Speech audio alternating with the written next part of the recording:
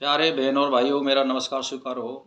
योग दर्शन में आज हम आपके लिए बताएंगे तत्र नृत्यशय सर्वज्ञ बीजम। इसका अर्थ होता है उस ईश्वर में सर्वज्ञता का गुण पूर्ण मात्रा में पाया जाता है। उसके पास सारी चीज़ों का भविष्य या भूत और वर्तमान उसमें निहित होता है।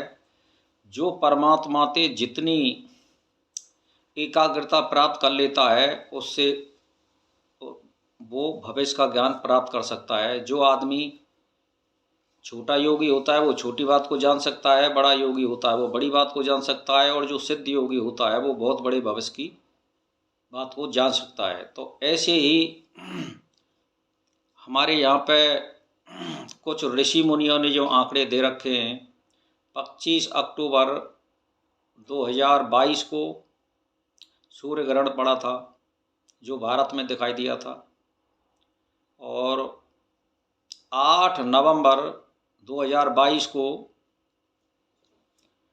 अमावस्या को जो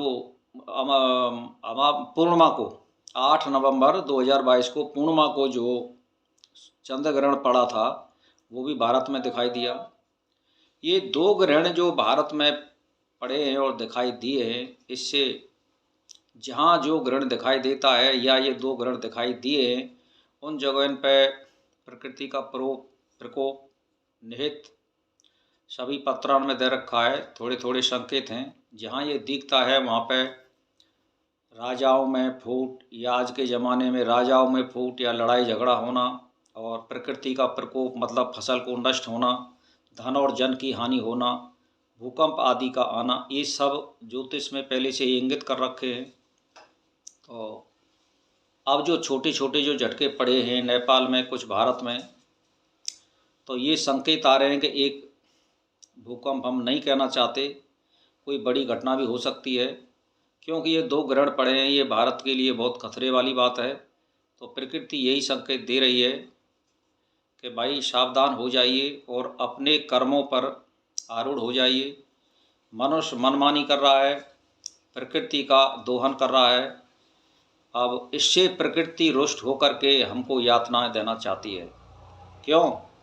कि जैसे आप सोच लीजिए कि प्रदूषण कितना बढ़ रहा है प्रकृति का, पेड़ों की अंधाधुंध कटाई हो रही है दिनों रात। लोग मैं देख रहा हूँ, हरे पेड़ों को कटवा रहे हैं लोग, आप 1000-2000 रुपये के लोग में, और वो मेड़ों पे ठाड़े हैं, वो कोई हानि भी नहीं दे रहे हैं, लेकिन लोग बाग सोचते नहीं हैं इसी से। और फिर खेतों में पराली को जला रहे हैं। तो इससे क्या हो रहा है, कूड़ा करकट आप चाहे जहाँ फेंक देते हैं, और ये पन्नियों का, ये प्लास्टिक का बहुत चलन चल गया है। ये बहुत प्रदूषण फैला है। हमारे जो नहर है दिल्ली और आगरा के बीच में, ये तो बहुत ही ज़्यादा प्रदूषण फैला रही है। तो इनसे क्या हो रहा है कि प्रकृति रुष्ट हो रही है और एक प्रकोप हमें देना चाहती है। तो हमें उसके लिए सावधान रहना चाहिए और उसके भार को सहन करना पड़ेगा। क्यों कि वो तो दंड नियत करती है, वो किसी पर रुक नहीं सकता है।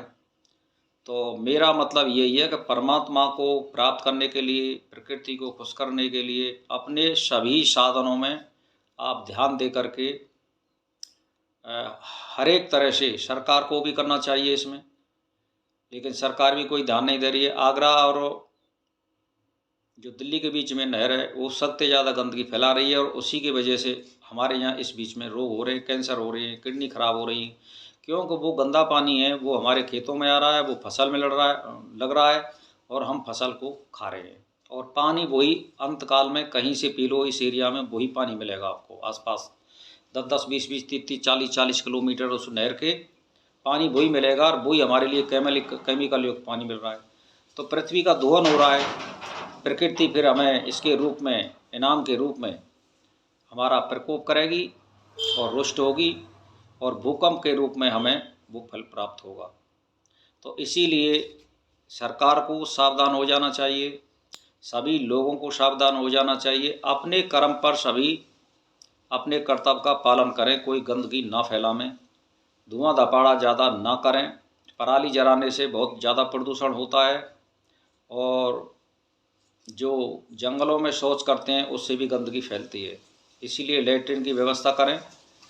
जब आदमी दारू पी सकता है, बीड़ी सिगरेट पी सकता है, तो अपनी लैट्रिन के लिए इंतजाम नहीं कर सकता है? कर सकता है। तो इसीलिए अपना इंतजाम अपने आप करें।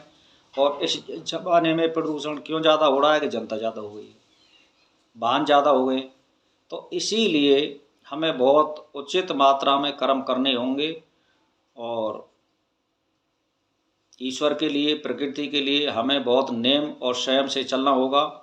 और हमें बाहर के वातावरण को बनाए रखने के लिए हर समय ध्यान रखना पड़ेगा।